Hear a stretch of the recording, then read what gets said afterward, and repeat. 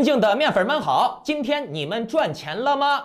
今天咱们要讲的话题比较丰富啊，那废话就不多说了，标题你们也都看到了，咱们直接开讲。那在节目开始之前呢，请打开屏幕下方的点赞、订阅、小铃铛，否则呢，错过了面具人的财经节目《政治风险预警》，挺可惜的啊。那顺便把今天的节目转发分享到3个平台以上，截图发送到我的邮箱，就可以参与抽取这个月的 NFT 大奖了。好，先来说一下大陆这边有趣的现象啊。财经部分呢，我们放在节目的后半段来说，我准备了一些干货要给大家分享。咱们先说大陆这边跟每个人的生存健康有关的严重话题。我今天看到大陆有个新闻啊，说的是多地推出了自费集中隔离场所，杭州呢就有1600人排队申请入住，5个晚上只需要支付1699元。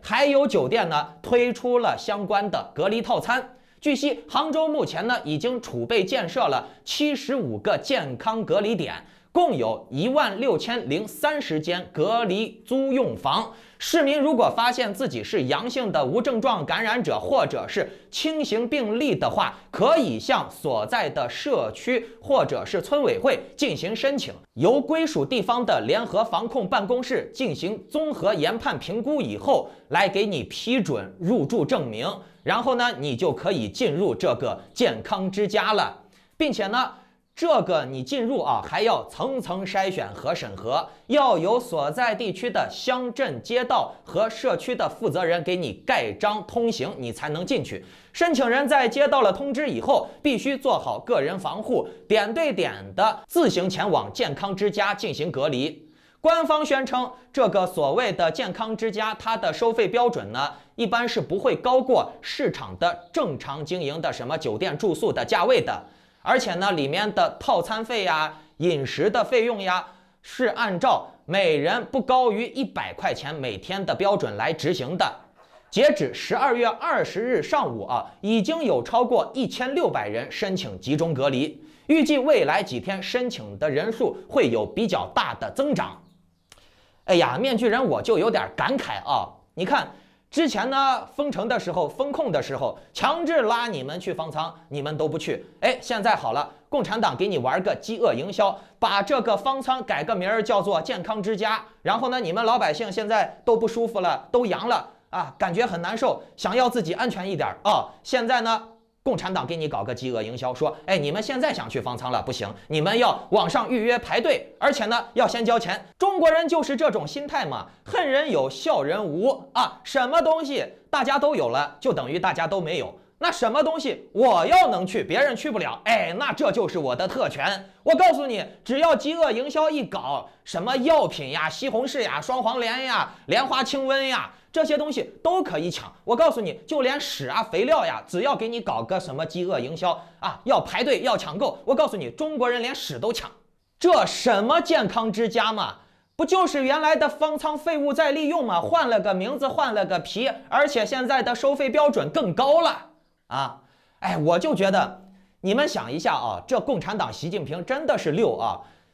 先用这个大面积的传播放毒，从心理和生理层面击垮中国老百姓，然后再让老百姓乖乖的去交钱隔离。共产党玩得溜啊！现在全国都开始搞这事儿了，什么鄂尔多斯呀，还有福建呀、西安呀，你们看一下啊，咱们就拿鄂尔多斯来说，鄂尔多斯要搞指定区属的国有企业自主性经营，保障市场运营服务的健康驿站集中隔离公寓，也叫做青年集中隔离公寓，它干脆叫个青年集中营算了啊。这个健康驿站啊，官方的说法是啊，它这个隔离公寓是经过精心筹备和改造的，已经于12月15号全面启动和试运营，将为入住人员提供餐饮配送、室内清洁、消杀消毒、常规医疗、心理疏导、代收物资等服务和工作。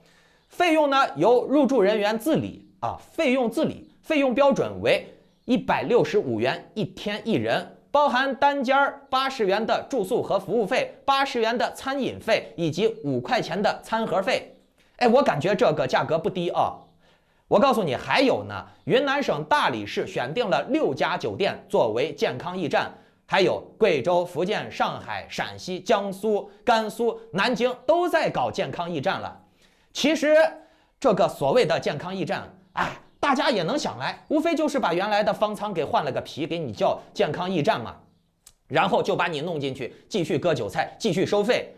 那至于中国人现在不喜欢去方舱觉得我身体健康，我没病，不需要去隔离。嘿，面具人我就笑了。哎，中国癌症发病率世界第一，传染率世界第一，这次的5肺感染速率也是全球第一。哎，想让中国老百姓生点病还不简单吗？让你吃的水果多点农药，吃的米面粮油，空气喝的水出一点点问题，你的身体健康都会不行呀，是不是？而且呢，你们看，我上一期节目已经给大家分享了那么多的视频和照片，包括你们看现在这个视频，大油了，我靠！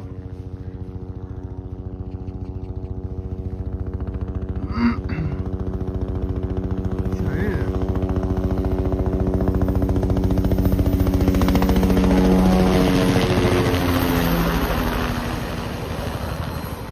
直接天上给你喷洒某种东西呀，放毒呀，让你老百姓都得病了啊！中国人怕死呀，你们还不知道？还有什么能比得病让老百姓保命的原因出自于这个目的，老老实实的就能把钱掏出来的呢？习近平算是把中国人玩明白了，癌症和疾病就是割中国人韭菜最好最高效的方式，老百姓自愿的保命就愿意把钱拿出来，明白了没？你们看现在中国老百姓基本上每个人都得了一遍，他们现在轻症的咱就不说了，而且呢有很多人是重症呀，体会到了难受的滋味了呀，然后党再告诉你，你不打好东西就会反复得，然后呢你就必须得定时打好东西。那这老百姓如果不想遭罪的话，那你不想死不想遭罪就打呀，是不是？哎，反正面具人我感慨呀，这一代的中国人经历了1下2下3下4下的打好东西，然后呢还又不停的生这个病那个病，吃的东西也不健康，喝的东西也不健康，添加剂呀色素呀，在这种环境之下，生存在这种社会之下，这代中国人的寿命确实是令人堪忧你们有没有想过一个问题我和我的几个大陆的朋友聊过人家说因为放开了，所以说这个传播的很快。我就问他们，那卡塔尔世界杯，全世界各地的人涌入了几十几百万上千万的人进去旅游观摩，那他们咋没有大爆发呢？为啥你习近平现在一放开就大爆发了，之前就不大爆发呢？对吧？而且之前的人为什么没有这么重的症状呢？现在就有这么重的症状了总之呢，春江鸭暖花先知那句话怎么说来着？我忘了，反正就是那个意思春江水暖鸭先知。你们生活在这个环境里面，你自己能体会来你可能体会的比我们这些在外地的更深，是吧？好与坏，你自己的身体，你自己的心理应该会给你反馈的。如果说没有什么正常的反馈，那证明你不是个正常人。好，我们继续来讲经济我先来给大家分享几组数据2022年度整个加密货币的 TVL 的数值整体下降了 76.1%， 4大稳定币的流通量下降了 7%。 那整个 DeFi 市场可以说是 80% 的人都走了，或者是 80% 的钱都走了。至于这些剩下的人呢，很多都是深套或者是巨亏了新鲜血液几乎没有多少，有但是不多，很少很少。这一点我相信你们在各大的加密货币聊天群呀，周围的亲戚朋友呀，业内人士呀，逐渐的都在变冷淡，你也能体会得到，是不是？这是第一个数据听起来比较绝望，比较负面，是吧？但是另外一组数据就比较有趣了这个数据说的是加密货币的总市值回升至了8449.78亿美元，比特币的市占比回升到了 38.3%。 但是你们看比特币的市占比回升了，加密货币的市值回升了，可为何币价还是在跌呢？那这就要牵扯到泡沫的问题了。其实很多的专业经济知识是可以解释比特币的泡沫的问题的。不过呢，面具人我给大家讲的太专业的话，很多普通玩家会听不太懂。所以呢，我在这里给你们举一些通俗易懂的例子，你们就能明白了。比特币在玩家心中有2大价值：一、理财属性；二、转移资产的属性，或者说是通证的属性。咱们先来说理财属性之前比特币在上涨的时候，或者是很多大机构没有暴雷的话，是可以提供一些比较可观的收益的。可是现在比特币的质押的年化利率也就是在4%左右相比之下呢，各国的央行的理财房租收益几乎都是大于这个数字的。而且这些私人质押机构呀、平台呀暴雷跑路的可能性不小。还有呢，就是比特币的本金目前来看呢，还是在持续下跌，它的这个下跌周期已经持续了1年多左右了。咱们再往接下来看未来的话，比特币很可能还会一直下跌，因为本身整个资金市场的前景都不太好，再加上加密货币它现在的声誉呀、外围市场呀、边际效应呀都不太好，对不对我刚才说到了，比特币的未来还会持续一直下跌，那这一点是为什么呢？我在这儿先埋个伏笔，在节目最后给你们揭晓。好，我们再来说一下比特币的在人们心中的第2个大的特色，那就是比特币的工具属性。很多人说比特币可以作为资产转移工具，作为支付工具，对吧？对，没问题。其实比特币作为支付工具或者转移资产的工具，它作为一个载体它现在它的这个功能也在被挤兑。比特币拥有的功能，什么存储资产、支付、转移资产，它的这个功能，我问你 ，USDT 有没有 ？USDC 有没有？包括各种稳定币，甚至是以太坊，还有其他的稍微主流一些的加密货币，有没有这种功能作为一个转账的介质别人收到你这个币以后，他立马就能卖掉换成钱，是不是只要你短期内进行频繁的交易你把钱转给我，我今天留都不留，我拿到我立刻就卖，那我也不会受什么亏损，那不就对了吗？比特币有这个功能，其他的币没有吗？尤其是稳定币，稳定币你今天转我1万 U， 我收到1万 U我的本金几乎是不会折价的。而比特币谁敢存储？在这种市场下行的环境，谁存储了，谁就是跟自己自找没趣儿，对不对？比特币随时都有大跌的风险所以你们可以看出来比特币无论从功能属性还是技术属性，都是可以被替代的，作为转账工具，作为理财工具，对吧？那么我说到这儿了，可能就有人要反驳我了说那你面具人不能光看比特币跌呀，那比特币之前涨了那么多，你怎么不说呢？万一比特币接下来又涨了，那不就赚了吗？好，说到这儿那我就要揭晓我刚才说的那个伏笔了。比特币能不能涨？可以涨，当然会但是这个概率很小。首先，我刚才说的比特币的2大特色，就已经对比特币的上涨期待很不利了，对吧？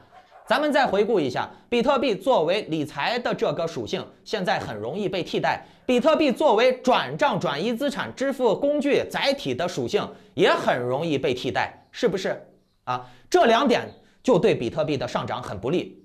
然后呢，我再给你们举个例子比特币从咱们就从4000美金来说好了，从4000美金涨到6万，再从6万跌到了现在1万多，那这中间套掉了多少人呢？这个泡沫有多大呢？你们有没有想过？很多人我不知道你们观察过一些币的这些它的市值规律没有？很多币我举个例子它在单价为50美金的时候，它的市值是10个亿。然后呢，等它的单价跌到了10美金的时候，它的市值呢还有6、7个亿。这是为什么币价跌了10几倍，可是它的市值却没有缩水多少，为啥？这就是泡沫，你明白了没那你再算一算，比特币从6万多跌到了现在1万多，它中间的泡沫有多大？而且很多炒币的人，他的亏损和泡沫，你不能纯粹按币价的下跌来衡量，你还要算它反复进出，今天买了，明天卖了，今天做一个波段没赚钱，明天做一个波段又没赚钱，它反复进出，越亏越多的这种情况，你有没有算进去呢？这个数量就大了，这个是很难量化的。而这些呢，也都是比特币的泡沫，他们都想把这个东西回了本回个血，不单单是被套住的币而且咱们都知道比特币现在有泡沫，但是比特币不存在消泡沫的属性。我给大家举个例子，为啥粮食的价格跌不下来？为啥？因为粮食你必须要吃，而且你就算不吃，你放一段时间，这粮食也会坏，也吃不成了。而且粮食能烹饪出各种不同的美味，来满足不同人群的身心需求。再比如房子也很难跌，对吧？为啥？因为你要住，你住完了你死了，你孩子也要住，你孩子死了，你孙子还要住，而且在住的过程中的装修、维护、出租，都是相当于在持续的消泡沫。你们想一下啊，一个人的经济出问题了，这个人他不会卖粮食，对吧？那如果说这个人他有一个能住的房子，他大概率也不会卖，因为房子他还可以抵押贷款嘛，对吧？而且很多人他心里面这个房子是他的根儿，是他住的地方，他把房子卖了，他以后的生活成本可能会更高，因为他就要租房子住了啊，至少住在自己的房子里面还不用掏房租，是不是？这就是实用价值。还有你们仔细观察一下嘛，之前中国的房价涨到了最高点的时候，你就在那个时候啊，你问家里面人说，哎，你想把房子卖了，你看你家里面的父母呀、老婆呀、丈母娘呀、丈人爸呀，有几个人会同意的？而现在房价跌下来了，他们更是不会卖了，对吧？刚需没办法，像房子这种东西涨跌它都不一定卖。但是各位观众，我现在问你们啊，来说句实话啊，比特币涨到2万了，你卖不卖？比特币涨到3万了，你卖不卖？比特币涨到了你的亏损点位了，让你回血了，你卖不卖？会卖的人在留言区打1啊。我看看你们有几个人说实话了。哎，说实话的人还不少。那大家都有这种心理，所以呢，这就造就了比特币的市值回来了，但是币价回不来，因为很多人都是在不同程度、不同的价位被套的，而且它市值再涨很多，它的币价也很难拉上去，因为泡沫太大了，很多人接到的筹码一下子被电砖给电到石头底下了以后，电到地基底下了以后，它的这个泡沫就大得很了哦。别人1万块钱买的，卖到你这儿就是6万块钱买的，然后呢，你6万块钱买了以后，一下子又跌到了1万块钱了，这中间就有5倍的泡沫，5万块钱的泡沫，这5万块钱的泡沫，这钱谁来给你出？谁愿意让你解套？你告诉我，对不对？你都能想明白这个问题，我问你，市场外面的这些散户想不明白吗？还有傻逼愿意进场吗？对不对？比特币现在啊，它有一个最致命、最根本性的问题，就是我刚才给你们举的那个例子，粮食可以吃，房子可以住，它们都存在消泡沫的属性。但是比特币你买了就有人卖，比特币没有价值留存，别人买这个东西就是为了卖的啊。你更别说现在这么多人被高位套住了，都等着在卖呢，那谁来接盘呢？你告诉我。但凡是有点脑子的人去搞投资的时候，他都要算一笔这个账，是不是？上面那么多人都被套住了，我进去不是送韭菜吗？对吧？更别说这个盘子有那么多的机构也想着赚钱呢，交易所也想着赚钱呢，对不对？万事万物它都有个度，比特币已经过了这个度了，以太坊也一样啊。其实比特币啊、以太坊他们的未来，你其实也可以参考一下很多土狗的走势，就是拉高个1次高峰、2次高峰，最多3次高峰，以后呢就再也拉不上去了。偶尔呢可能会再跌下很低的点位了以后，通过一个什么小的炒作给你拉1、2下，但是绝对拉不回去了。我有那钱给他拉回去，我还不如自己开个盘子，自己重新再割呢，我还没有风险，对不对？这是任何一个大老板、项目方、懂金融的人都会考虑的问题，是不是？而且你们可以想象嘛，不管是比特币呀、以太坊呀，包括任何的加密货币啊，在现在有这么多劣势的情况下，又能有多大的资金愿意进场帮你们这些被套牢的人去泡沫呢？啊，散户们不愿意进场帮你去泡沫，机构们也不愿意，机构们现在自身都难保了。项目方呢？项目方他与其去拉比特币、以太坊，他不如自己发项目自己割，赚的钱都是他自己的，是吧？而且很多人说啊，那比特币之前跌到了几百，也涨回了几千了。那这个问题啊，我在上一期节目已经给大家解释过了啊。现在比特币的泡沫可不是比特币从800涨到3、4千的泡沫哦，那个时候可能有1万个人、2万个人、10万个人被套住。哎，想解决10万个用户的消费问题、投资问题，那还是很 easy 的。但是现在呢，可能有几百上千万，据说啊，比特币的持有地址都有上亿了，有那么多人被套住了。哎，全球有劳动能力能挣钱的又信加密货币的人才有多少人嘛，对吧？那这些人当中又有多少人愿意出钱帮你解围呢？对不对？还有呢，信任和信仰是可以被替代的，功能也是可以被替代的，那价值自然也就会被取代。更何况区块链以后还会有越来越多的项目呢，啊，会有更多的项目方，这其中呢不乏人家真正的可能是做购物呀、做贸易呀、做服务的真实项目方、实体项目方，那他们都会分流资金呀。以后选择多了，方向多了，我为什么非得买以太坊呢？非得买比特币呢？这也就是为什么比特币、以太坊的市占比一直在下降。再加上未来可能它一下跌，又有更多人被套住；一下跌，又有更多人被套住。哼，谁来解救他们呀？各位，你们怎么看呢？有没有反驳我的？欢迎在留言区写下你的高见。那顺便打开点赞、订阅小铃铛啊！我们下期再聊，祝你好运，再见。